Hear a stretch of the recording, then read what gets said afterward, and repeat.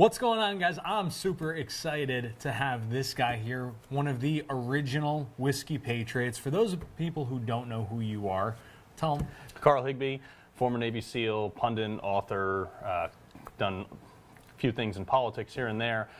Had an interesting journey to the top and a little bit of a fall, and working our way back up right now. So we're here to talk about it. All right. Well, I guess that's a perfect place to start. Yeah. Walk everyone through the experience over the last year. What highs, lows, real talk. I actually want to go back almost 8 years. So, as a Navy SEAL, I was deployed to Iraq in 07 and 09. In 2009, we were there under Obama, and it was a real change from our previous deployment because the policies had changed and everything like that. And I know everybody beats the drum against Obama, but I really want to go into the depth that one of his policies was this increased rules of engagement, where you couldn't do anything, you couldn't act, you couldn't engage enemies, and you couldn't even prosecute IEDs. And I had a very good friend, very close friend, who was a young EOD, explosive ordnance technician, and he called back to the base and said, "There's an IED on the side of the road, and you couldn't prosecute it without certain procedures." And the battle space commander said, "Well, I don't want you to blow it in place, because if you do, it could disturb the Iraqi public." Now, mind you, he was in the middle of nowhere. There was no cities, no population or anything. And they just didn't want the noise. Barack Obama had decided that we wanted to give the appearance that the war was over. Now, you know as well as anybody that the war's not over until the enemy says so, too. We don't get a vote. Yeah, the enemy does get a say. Yep. And so he was told multiple times, do not blow that in place, pick it up, bring it back, and blow it up on base. And so he followed that order, and he picked it up, and he died.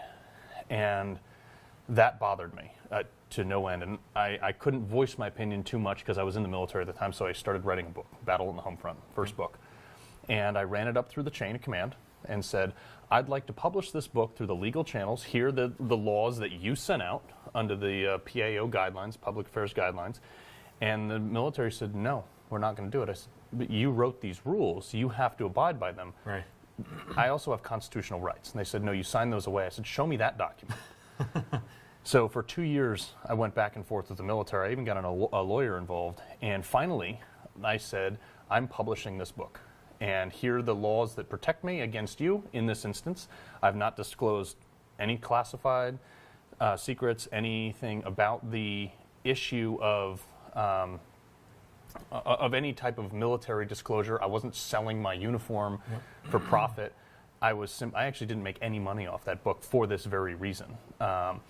So I ended up publishing the book anyway in April of 2012. At which point they decided that they were going to give me an ultimatum. You can get out and promote this book, or we're going to hold you in, and we're going to put you on a ship somewhere, and you're never going to see the light of day. Oh, this was a no-brainer. Yeah. So I was actually put in a room for 18 hours, not allowed to call a lawyer, not allowed to talk to anybody.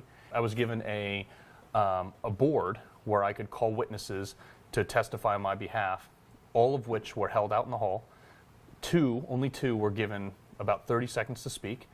And I said to the board, I said, this is all SEALs, by the way. I said, why did you even have this board if you already know the answer? There's no convincing you otherwise. So I ended up making the choice to get out of the military. I resigned with an honorable discharge. After I got out of the military, 3 or 4 weeks later, they sent me a letter saying, oh, no. We're giving you a general discharge. And so I contacted another lawyer, Guy Rushenthaler, who's now running for Congress in PA. And he'll likely win. He wrote the foreword to the first book, and he was at JAG. He was one of the top JAGs in the U.S. Navy. And he said that's completely illegal, so we challenged it. We filed a suit against the military, and we won. And as a result, First Amendment rights were changed within the military. The policy and procedure was greatly altered and now is adhered to, and subsequently other people have gone on to write books under the same premise. So that was my first battle against what we would call the man. Mm-hmm. And I stood up, and it wasn't anything, it wasn't a crazy drum beating alt-right book. It was a book saying, like, these are the problems with society. And, there's a lot of things that I say that are extremely hardline in that book, but I'm less concerned about who's offended than I am with who's affected. Sure. And coming out of a war zone in America's, in the most elite fighting force in the toughest war zones in the longest war in American history didn't exactly give me a lot of fluff. Right. So some of the things in that book, I still stand by. The large majority, almost 100% of it, I still stand by. I might say it differently now, which is part of the reason which led to where I am now. So through that, I wrote another book, Enemies, Foreign and Domestic. At the same time, I was a Fox commentator. I was getting in on CNN and MSNBC and various radio programs. And I wrote this other book called Enemies, Foreign and Domestic. I think you actually have a copy of it up there. I have both of them, yeah. So, and that's the story of me going through and fighting the Navy on, I don't want to say fighting, reforming the Navy's policies. Sure. For the betterment of America. Well, for clarification at a very minimum. Right. And I didn't want people to be, silenced just because they're in the military. Right. And look, I say in the book, Barack Obama at the time was my commander-in-chief. I would have obeyed every single order that he was passed down lawfully. There was no dispute about that. Yep. It was, I believe some policies are hurting America, and I'm saying this as a private citizen. And that's what the second book is about. It's how I beat the man. Yep. Fast forward a couple years, 2015, Trump comes down the stairs at Trump Tower. I'm live on TV, and I say, that is the next president of the United States. And people look at me and was like, are you kidding me? And so it began. I became, I think, the first surrogate on the campaign to go out there and just start fighting for him. And I truly believed in the guy. I thought he was something that people had never seen before. And people said to me, like, Carl, what makes you think that this guy's going to win? I said, look, since Reagan, we've never had pop culture on our side. Yep. We've consistently had 99.9% of pop culture go to the left. Yep. Trump is going to take 25 to 30% of that, and he did. And that took a huge talking platform away from the Democrats. Also, he has spent 4 decades building an international brand. He also just doesn't give a shit what people say. Right. He came out day one swinging, I'm really rich, period. Yep. Not ashamed of it, nothing. And you saw with Mitt Romney back in 2012. Mitt Romney was a very rich guy, not nearly as rich as Trump, but he hid from it. Yep.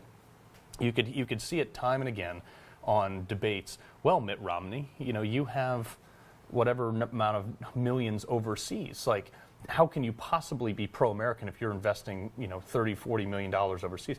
The answer difference between him and Trump were astounding. Mitt Romney was, well, I don't know, and it was a waffle. He didn't even believe in his own system. Right. Trump came out and says, because the rules suck in America, so I'm putting my money where it's safer, where it's smarter. Yep. That's why I'm rich. Absolutely. And he was not afraid of it. Well, and he ran a marketing campaign, not a political campaign, and that was the other big difference. He had created this marketing engine and this system in place over the years, and that's what he used. Yeah, 100%. I mean, you're a marketing guy. I have a background in marketing too, and that's what people didn't realize was he's not running this race in a conventional political way, and that's why all the pundits, all the commentators, all the pollsters, they were all wrong. I have it framed over my fireplace, the cover of the New York Post the next day.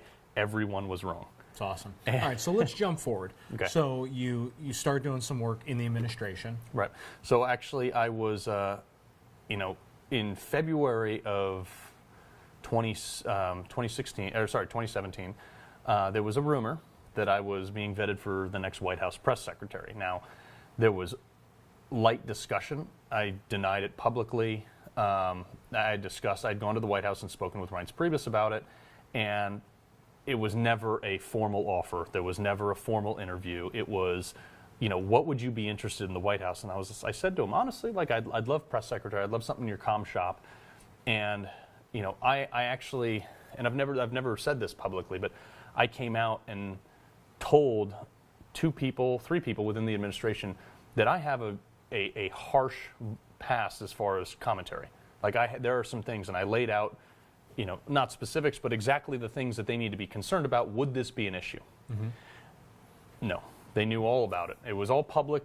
What CNN uncovered, which we'll talk about, was not said in a bar. It was said on national radio, right. And put out through social media. So had these discussions. They had all these ideas. Well, you're going to be Pentagon spokesman. That'll be a perfect thing. Assistant Secretary of Defense for Public Affairs. Go down. I had multiple meetings with individuals. I came down to D.C. on my own dime close to 24 times. And in D.C., as you know, there's action doesn't necessarily constitute achievement. Right. And that's what it was. And finally, I had enough with it, and I wrote Reince an email when he was still chief of staff, and I CC'd a number of people within the West Wing. And I think you've seen the email. And it was basically like, and you know, full disclosure, I like Reince on a personal level. I think he's a great guy. Yep. But I think it was not a match made in heaven for him and this administration. Right. And I said basically, like, look, you guys, I didn't ask you. You asked me to be a part of this administration. And I can't continue to, go this route. I've turned down 3 very lucrative job offers because of this. I've been waiting. I've been holding out. You have asked me to be a part of this. Well, and to be clear, it's not like you were holding out for a very highly compensated position. You were holding out because of your love for country. Right. You were literally putting love of country ahead of love of your own. $166,000 is about the cap offer outside of a few jobs. You get into the private sector, you're looking at 4 times. Yeah. So, and some of these offers were closer to that. But I wanted to be a part of something that I really felt like some ownership here in this as the only guy. Like when the Access Hollywood tapes came out with Trump, I was literally the only person defending him on that. Like, because it's not because I believed in those statements, it's because I believed in the man. And that's the difference that I saw, and that's why I wanted a public position like press secretary or something like that, because I see the glass as half full. I always give him the benefit of the doubt. I always say, like when he did this recent Trump-Putin news conference, my instinct was not, oh, he's wrong. My instinct was like, what was done behind the closed doors and what is the play? And I genuinely believe that he was doing it in the best interest of this country. I wasn't sure if it was a gaffe. I wasn't sure if it was a play. But I knew that it was not, Trump was not selling out the United States of America. So, fast forward, I send this email, and very shortly after, I get an offer to be the Chief of External Affairs for the Corporation for National Community Service. So we're summer of 2017. And, I have this appointment. I take the job, and now keep in mind what that is. That's AmeriCorps, Senior Corps, biggest grantor to the Red Cross, Habitat for Humanity, St. Bernard Project. So I was, in the absence of a CEO, I was the face of this of an entire federal agency running large-scale operations for thousands and thousands of people, and I loved it. I spent the bulk of my time in minority communities, in urban communities, with veterans who are down on their luck, opioid addictions. I spent more time out of the office working with these people, making videos, making them understand, helping garner support for their programs, and it was truly rewarding. I was pretty blown away by the impact that we could have, and to be honest, like the organization when I got there was, for lack of better terms, it was a shit show. Mm-hmm. There was liaisons to liaisons, departments to departments that didn't do anything or go anywhere. I would literally walk around the office and ask, like, hey, what do you do?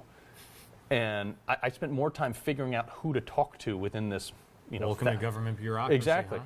And so I started slashing contracts, cutting things. I mean, it was truly, I felt I was there to make a difference, not to just put this on my resume. There were other appointees there that said, hey, Carl, stop making waves. Like, just put this on your resume for 2 years and then go to the private sector and cash in. I said, that's not why we're here. Right. We're here at the taxpayer's expense. And, I made a lot of enemies in D.C., but a lot of friends outside of D.C. on this, because the people outside of D.C. said, wow, this guy's really coming in like nothing we've ever seen before. Like, I had people that were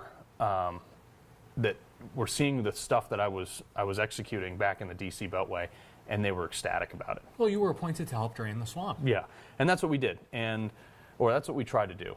Firing people is increasingly more difficult within the federal government, because it was literally a question of the less you did, the less waves you made, and the less you were noticed, and the less likely you were to get fired. I mean, it's unbelievable. Like, if people like this worked in the private sector, they'd be gone. Done. And so I did that for about 6 months, and then January timeframe came around. CNN dropped a piece on some radio interviews I did half a decade earlier, where I had said some things, and some of them were out of line, and I apologized for.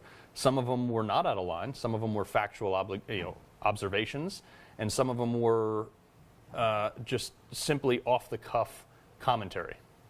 And some of them were racially insensitive, but not racist in intent or meaning. Something that was reported was by CNN that Carl Higbie is this racist, bigot, homophobe. Mm-hmm. I'm none of these. It doesn't ring to my personality. Everybody I've ever known has never seen me act ever on a racist intent, a racist bone in my body. The things I said as a shock jock commentator were designed to create controversy, create the argument. And I was a young guy, 29, just getting into radio. I was trying to make a name. Yep. And some of my words were chosen poorly, and some of the things I said, I have apologized for, and I should have. But some of them, I shouldn't. So I guess that's a fair starting point that a lot of people ask questions on. Who is because the Carl that I know isn't the Carl that CNN portrayed you to be. Right. What were some of the statements that you stand by, and what do you wish you had taken back or never said? So, there was one specific statement in particular that portrayed me as this horrible person, which was that I said that the black community has a lapse of morality.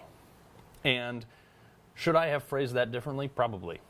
But what they cut out and what you didn't see is 3 minutes on either side of that statement were, I don't care what color your skin is. I want the best man or woman for the job. I don't discriminate, but I want to. It was said in an effort to bring people up, not bring people down. It was expressed out of concern, not out of anger or hate. And the statistics that predicated that were, I was concerned about the out-of-wedlock marriages within the black community. I was concerned about the black-on-black crime. I was concerned that 13% of our population is black, yet 50% of our prison population is black. I was concerned that black children are graduating high school at a significantly slower pace than white children. I was concerned about this. I wasn't angry about it, and I didn't hate for it. I wanted people to talk about these issues, but it's so taboo. Now, yes. So your approach was the shock jock approach, let's throw some of these stats out there, right, but let's also do what we can to fire people up to have that conversation. Yeah, and it wasn't addressed out of hate at all. It was concern. And if you play the segment 3 minutes on either side of that statement, it's a very different picture than what CNN painted. Sure. And look, the guy who uncovered this, it's not like he's an agenda-driven reporter. This is the guy who was suspended from CNN for blackmailing the guy who made the CNN meme where Trump was beating down the CNN meme with WWE. Yep. So, his agenda there. Right. Okay. So, and then there was something, one of the biggest comments I regret is my comments about homosexuality and marriage. And, I've had a good friend, I'm not going to mention his name, that actually recently came out of the closet. And I've known him his whole life. And that kind of changed, it wasn't recently, a couple years ago. That kind of changed my whole outlook on this. Now, for people who are just tuning into this, it's in my first book, but I was pretty harshly molested when I was a kid. That gave me a tainted view of homosexuality.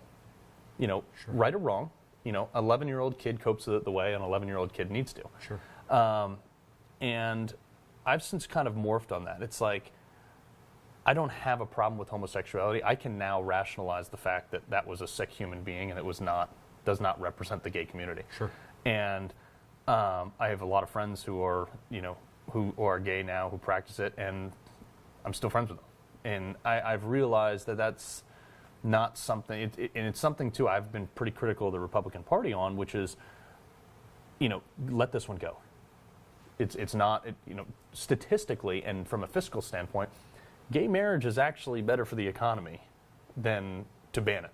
Right. So I've come a long way on that. I've said, hey, look, that is actually one of the comments that I regret the most, is because I did kind of isolate an entire section of Americans Sure. For the sake of punditry. Well, we also can no longer have civil discourse in society Right. these days. You're not entitled to an opinion. You're not entitled to your own values and ethics and morals. If you look back to Hillary Clinton changed her perspective and her vote on gay marriage, On Obama, on everything. Literally everything. But we're no longer having those conversations. And I would actually argue that the Republican Party as a whole, like, listen, I don't know any Republicans myself or any conservatives for that matter that come out and say we need to remove gay men and women from society. I think that that's a narrative of the left that's meant to divide people as opposed to bring them together. The other thing, too, is something that I've learned over my time in politics and punditry and things like that is it's okay to disagree. That doesn't, like, just because I disagree, I still disagree with, I'll never be gay. I'll never want to marry a man. But that doesn't mean that I can't agree or agree to disagree. Sure. Or have a civil relationship with someone who thinks that way. I mean, you and I will disagree on various things from time to time. Guess what? We still worked out this morning. Yep. We're still friends. Yep. And certain things we just agree to disagree. Totally. And that is the beauty of America, is being able to do that. So let's talk about the matter of faith. Yeah. Well, because faith, before we go into that, I want to talk about one more statement that I made where I said, I just don't like Muslims. I said that on a podcast somewhere. I don't know if it was mine or someone else's. We were discussing terrorism. We were discussing, radical jihad, radical Islamists. And I said that statement in the heat of a moment after another terrorist attack. Like I said, there's a very good friend of mine, Johnny Walker. He is a Muslim Iraqi interpreter that I worked with in 2007, and I supported him for citizenship. I wrote a letter for citizenship for him. I made every connection I could. I helped him, and he's actually going through the legal process. He's on my podcast as well. He wrote a book called Codename Johnny Walker, and it talks about his time in Iraq with the SEALs. And when I was heavily criticized as an Islamophobe, as this bigot because of that, and I'd like to address that in the sense that I will never care for radical Islam. I know the left cares more about them than they do Americans, Yep. but I opened up to someone on a radio interview recently, and I said, who here would like to know why I don't really care for Islam as a religion? As a whole, I'll say that. And, that was never the conversation. It's like, when I was 20 years old, I dropped out of college after 9/11 to go to war. And after 3 years of intense training, I set foot on a battlefield in Baghdad. And in order to cope with killing people, my young brain had to rationalize a hatred towards an enemy. Sure. Because you cannot take lives without somehow rationalizing it. I don't claim PTSD or anything like that, but I will say that, when you go to someone else's country in a foreign land, 5,000-6,000 miles away, fight a brutal, bloody battle, lose friends, and have to take lives of sometimes people younger than you, it's difficult, and it's hard for the human brain to rationalize that kind of brutality. And as a way to do it, the military, in tune, teaches you to hate Islam. And that's a pretty bold statement, but in training, all your targets, your paper targets, all your propaganda films that you watch and everything like that, it's all, Muslim descent targets. And at 21 years old, you rationalize that as an entire group. Sure. Now, look, like I said, Johnny Walker is a brother of mine, and you'll hear it on my podcast, Liberty and Cocktails, that we'll talk about a little bit. But it's something that, again, I would phrase differently now. Sure. But I will never agree with the teachings and the principles of Islam because I don't think it is supported by our Constitution. I think our Constitution cannot coexist with the principles of Islam. Well, and you're also a faith-driven man. Yeah. You're a Christian, and so you understand that sometimes in life and in war there are enemies. Yeah. And so, all right, let's talk about the podcast. Yeah.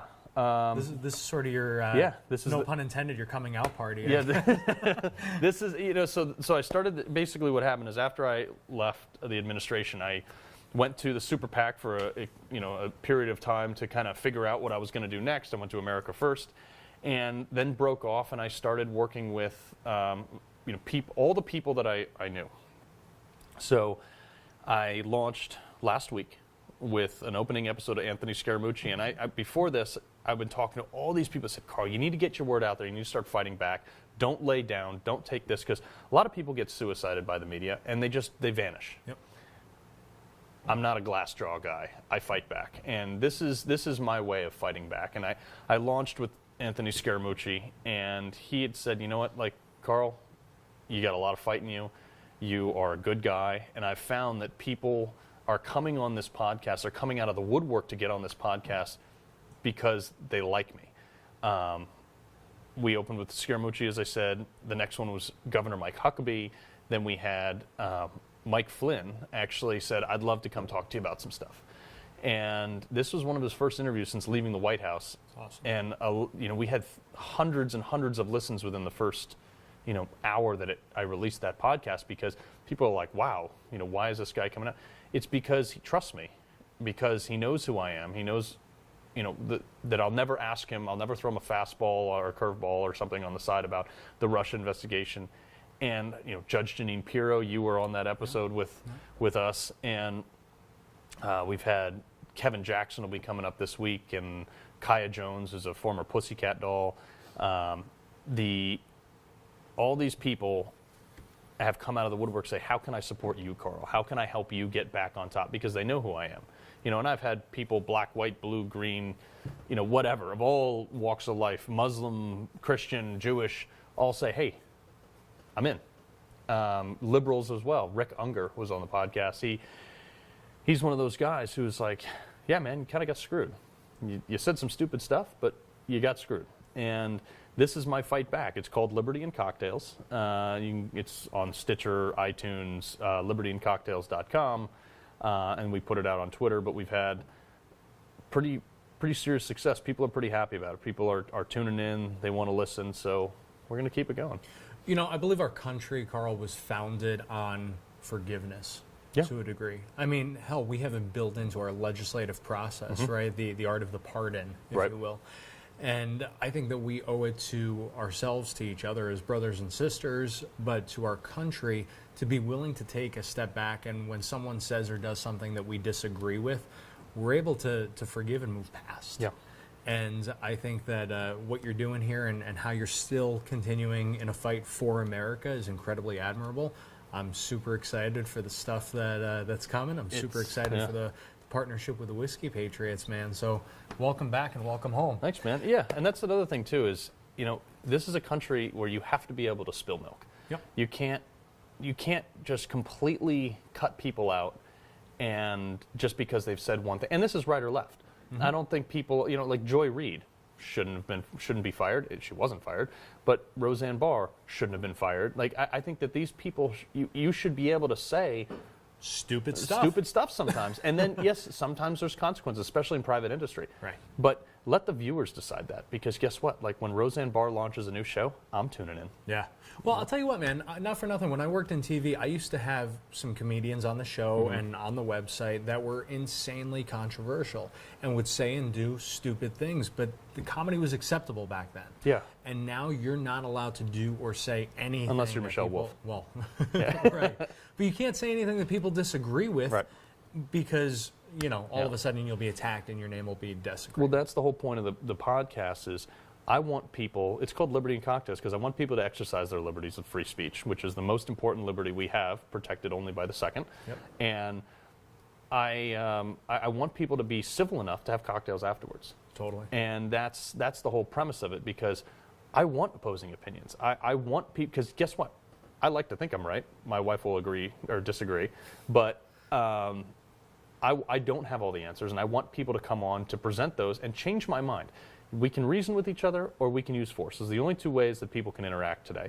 And I want, right now, we're coming to an atmosphere of force. Yep. And I want people to reason together civilly before we get to a place where force is the only option. Because, and this is coming from the side that'll win. Yep. I don't want that. Yep. So I agree. Brother, thanks for coming on. Shameless plug. How can people check it out? At Carl Higbie on Twitter. You can go to libertyandcocktails.com. We also have all the social media accounts and things like that. It's on the Apple Podcast app as well as Stitcher and internet and all those things, and we'll share it freely. Awesome. What do you say we do a podcast now? Let's do it. All right, guys, thanks for sharing. Thanks for watching. God bless America.